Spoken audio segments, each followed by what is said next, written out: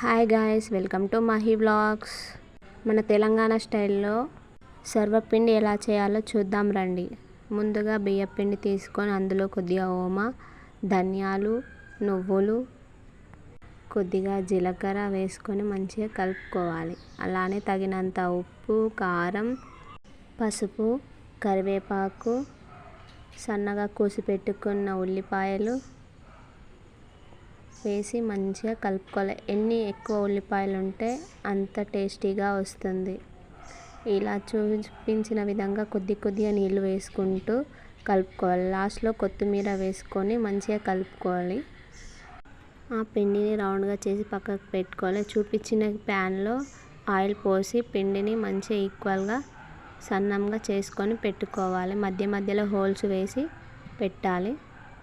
దాన్ని స్టవ్ మీద పెట్టి సన్నం మంటతో చాలా మంచిగా ఫ్రై చేసుకోవాలి.